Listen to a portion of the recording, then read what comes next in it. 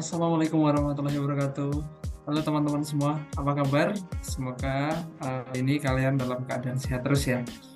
Oke, di video kali ini saya akan sedikit membagikan beberapa tips berkaitan dengan cara mendaftar beasiswa LPDP. Nah, tentunya teman-teman semua pasti sudah tahu atau bahkan mungkin sudah ada yang mendaftar ya beasiswa LPDP ini. Nah, LPDP ini ditujukan untuk para mahasiswa yang ingin mendaftar jenjang S2 maupun S3 di dalam negeri maupun di luar negeri. Nah, ada beberapa tips yang harus teman-teman catat ya. Yang pertama, tips untuk mendaftar LPDP adalah pahami persyaratan pendaftaran. Nah, ini penting ya teman-teman. Sebelum kalian memulai proses pendaftaran, pastikan untuk memahami persyaratan yang harus dipenuhi oleh calon penerima beasiswa LPDP. Nah, persyaratan ini meliputi persyaratan bidang akademik, administrasi, serta persyaratan umum seperti usia dan kewarganegaraan. Nah, jangan lupa juga untuk memperhatikan ketentuan-ketentuan ini sejak awal agar tidak terjadi kesalahan atau kekurangan saat mengajukan pendaftaran. Oke, itu jadi mengenai persyaratan pendaftaran ini penting ya teman-teman, karena bisa jadi ada beberapa jalur dalam pendaftaran LPDP itu yang memiliki persyaratan yang berbeda, sedikit berbeda. Nah, tapi secara umum tentu persyaratannya juga mirip-mirip lah ya. Nanti teman-teman bisa langsung membuka di website resminya LPDP. Nah, untuk yang kedua, buat proposal penelitian yang kuat. Nah, ini selalu menjadi pertanyaan ketika nanti teman-teman mendaftar LPDP pada tahap wawancara. Nah, jadi minimal kalau belum proposal, teman-teman harus membuat rencana penelitian yang nanti akan dilakukan. Nah, ini sangat penting ya. Salah satu syarat penting untuk mendaftar beasiswa LPDP ini adalah menyusun proposal penelitian yang kuat. Tapi kalau teman-teman belum punya proposal, minimal teman-teman harus punya gambaran penelitian yang akan dilakukan, yang mungkin akan dapat diselesaikan dalam jangka waktu yang sudah ditentukan oleh LPDP. Kalau S2 berarti nanti 2 tahun, kalau S3 berarti nanti maksimal 4 tahun. Yang berikutnya, tips ketiga, ajukan surat rekomendasi dari dosen atau pejabat pemerintah. Ini juga ada syaratnya, persyaratan administrasi ya teman-teman. Jadi silakan teman-teman mencari dosen yang menurut teman-teman bisa memberikan rekomendasi. Tapi usahakan kalau untuk sebagai syarat untuk pendaftaran LPDP ya minimal memiliki gelar dokter atau profesor sekalian ya. Nah, tips yang keempat, persiapkan diri untuk wawancara seleksi. Setelah lolos seleksi administrasi, kalian akan diundang untuk mengikuti wawancara seleksi dengan para juri. Nah, persiapkan diri dengan matang sebelum mengikuti wawancara ini. Pelajari lebih lanjut tentang topik penelitian kalian, pertimbangkan pertanyaan-pertanyaan yang mungkin diajukan, dan berlatih menjawab pertanyaan dengan percaya diri.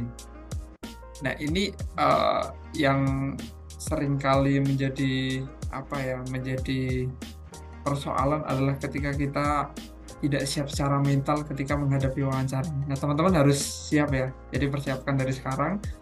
Nanti mungkin pendaftaran itu sekitar bulan Juni atau enggak Juli. Nanti teman-teman bisa cek langsung ya. Jadi persiapkan dari sekarang, berlatih untuk menjawab secara yakin dan tegas. Nah, tips yang kelima, pelajari bahasa Inggris. Sebagian besar program studi yang disediakan oleh LPDP membutuhkan kemampuan berbahasa Inggris yang baik dan lancar. Jadi pastikan untuk memperbaiki kemampuan berbahasa Inggris kalian sejak awal. Ikuti kursus berbahasa Inggris atau pelajari sendiri melalui buku, film, atau program pelatihan online. Ini bergantung juga dengan jurusan atau kampus mana yang akan teman-teman tuju. Biasanya kalau kampus-kampus di luar negeri, biasanya wawancaranya menggunakan bahasa Inggris, dan di syarat administrasi juga teman-teman harus menyertakan skor TOEFL yang cukup tinggi ya. Itu hanya persyaratan untuk mendaftar LPDP-nya. Belum lagi kalau pendaftar di kampusnya biasanya juga ada syarat untuk kemampuan bahasa Inggrisnya. Nah, persiapan dari sekarang teman-teman untuk kemampuan bahasa Inggris ya. Jadi harus tetap semangat.